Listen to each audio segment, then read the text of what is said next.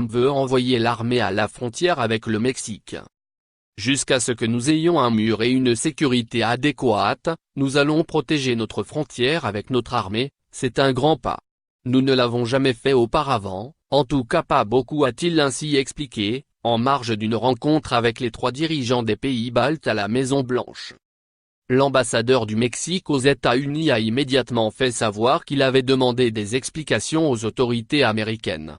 Nous partageons le but d'une frontière sûre, mais ne sommes pas toujours d'accord sur la façon de l'atteindre, a souligné Jairo accent aigu Nimo Gutiérrez.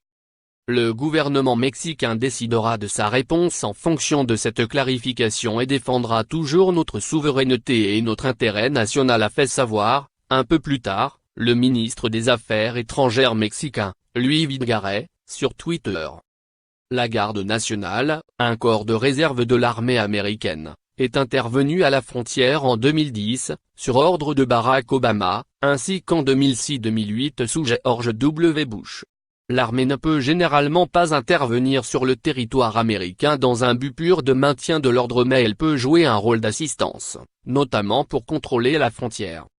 Donald Trump fait monter la pression depuis ce week-end sur le Mexique et le Congrès de son pays pour qu'ils agissent chacun afin d'empêcher l'arrivée de clandestins aux États-Unis.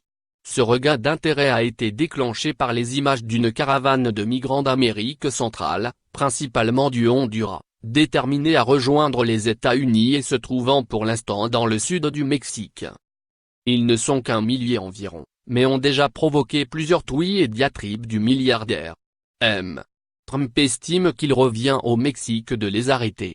Il a mis la renégociation du traité de libre-échange nord-américain, ALENA, dans la balance.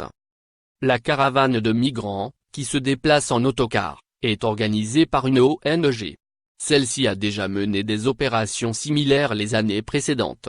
Elle est partie le 25 mars de Tapachula, à la frontière du Guatemala. Elle inclut des femmes, des enfants et des personnes âgées, et se trouve depuis le début de la semaine à Macia Romero, au cœur d'une région montagneuse de l'État de Oaxaca. Lire aussi. À Tapachula, carrefour des exilés. L'objectif de ces migrants est d'entrer aux États-Unis, mais un dialogue semble s'être installé entre les militants des droits de l'homme et les autorités migratoires mexicaines, IAM. Lundi, nous avons rencontré la délégation de l'IAM qui a proposé certaines mesures, comme des visas humanitaires ou des permis de libre circulation, a expliqué à l'agence France Presse un membre de l'ONG Coordination des Peuples sans frontières. Selon ce militant, les autorités mexicaines n'ont pas fait obstacle à la progression du groupe même si la rencontre avec l'IAM avait des allures de mise en garde, a-t-il dit.